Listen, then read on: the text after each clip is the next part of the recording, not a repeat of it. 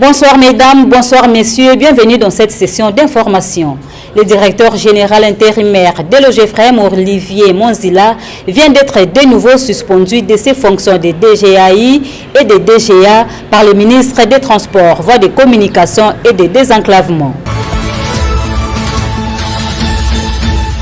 Pénurie du carburant à Kinshasa, la situation semble redevenir à la normale. Ce matin, ici au croisement des avenues Tombalbaye et des Huileries, les transports en commun, les véhicules personnels sont visibles. Contrairement à lundi et mardi où la majorité des véhicules ont séché les rues pour s'approvisionner en carburant.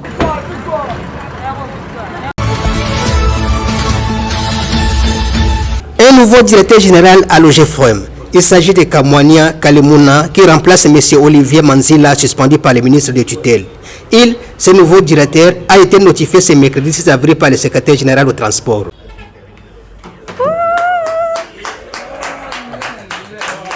Monsieur le DG. Nommé par le ministre des Transports comme DG, Kamwania Kalemuna était jusqu'à sa nomination directeur coordonnateur à la direction générale de l'OGEFREM. Puis avant, il a été tour à tour conseiller principal du Premier ministre Ilunga Kamba, directeur du cabinet adjoint du ministre des Transports Justin Kalumba, coordonnateur adjoint des PROMID et la liste est longue. De l'établissement public au transport au Congo, Transco, dans différentes provinces du pays, poursuit son bonhomme de chemin. Les bâtiments administratifs du gouvernorat de province a été témoin le lundi dernier de la double cérémonie présidée par le vice-ministre de Transport et Voies de Communication Marc Ekila. D'abord dans la grande salle du gouvernorat des provinces où le numéro 2 des transports a, en présence du gouverneur et autres autorités civiles et militaires, procédé à la remise de brevets aux agents Transco recrutés sur place et qui ont suivi une formation de mise à niveau à Kinshasa. Prenant la parole, Bobo Boloko Bolumbu, gouverneur de la province de l'Équateur, a remercié les autorités du pays qui dotent la province de l'Équateur de moyens de transport public après plus de 3 décennies. Je remercie son Excellence, Monsieur le ministre des Transports, Voies de Communication et de Désenclavement, à travers son Excellence, Monsieur le vice-ministre, son représentant personnel, pour ce lot de 5 bis, lesquels créent la Direction provinciale des transports équatoriens et par ces faits, créent des emplois et rendent des services sociaux aux habitants de la ville de Mbandaka. Transport au Congo, par le biais de son directeur général adjoint Pierre Lutanga, s'est dit fier de l'aboutissement de ces projets qui vient contribuer au véritable désenclavement de la province de l'Équateur. Je remercie dans l'ensemble nos autorités de notre tutelle pour nous avoir accordé l'opportunité de fouler les pieds ici à Mbandaka du 10 au 14 novembre 2021 pour une mission de prospection. Et à l'issue de cette mission, que beaucoup ignorent, notre rapport était largement positif pour le déploiement de bus dans les chefs-lieux de l'Équateur. Les moments forts de cette activité étaient à l'esplanade du bâtiment administratif du gouvernorat en présence de la population venue en masse pour y prendre part.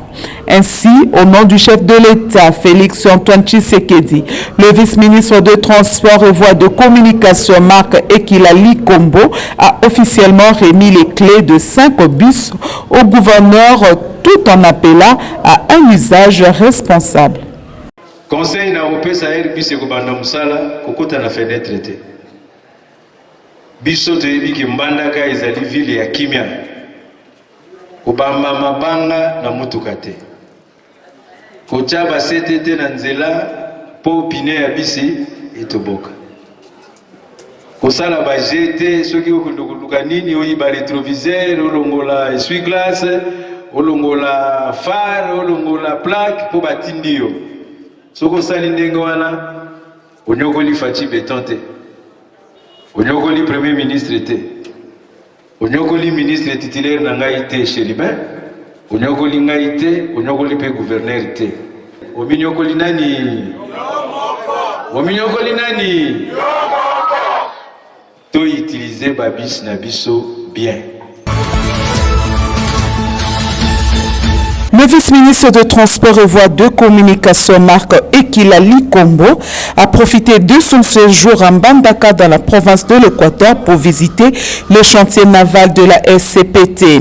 Le numéro 2 de transport a, dans une visite guidée par le directeur provincial de cette entreprise, visité plusieurs compartiments dans l'atelier des chaudronneries et l'entrepôt. Un constat amer car à ce jour, tout est à l'arrêt, faute d'énergie électrique. Le centre de santé n'a aucun médicament. Le chantier naval de la SCPT Mbandaka est en arrêt. Le constat que je vois là, je n'ai pas beaucoup de mots. J'ai dit que tout est à l'arrêt. Tout est à l'arrêt, tout est à refaire. Vous avez parcouru le site avec moi. Mais je tiens ici, à cette occasion ici, à féliciter tout le personnel qui tient encore ce qu'il y a à tenir, qui sauve encore ce qu'il y a à sauver. Donc il y a de l'espoir parce que nous avons les compatriotes qui, malgré toutes ces difficultés-là, tiennent et croient à la relance de la SCTP. Et maintenant, voilà, l'occasion est là, comme le chef de l'État vient de prendre les choses à bras le corps. Nous allons y travailler pour pouvoir, tant soit peu, entamer la relance de ce secteur-là, conformément aux instructions du chef de l'État qui doivent être réunies et coordonnées par son Excellence, Monsieur le Premier ministre Jean-Michel Sama Lukonde Kyenge comme chef du gouvernement. Le vice-ministre de Transport et Voies de Communication a promis de transmettre son rapport acquis des droits pour que ce chantier naval de Boyera, Mbandaka, deuxième du pays, après celui de Kinshasa, puisse reprendre ses activités. Bonsoir. En raison d'indices sérieux de déstabilisation des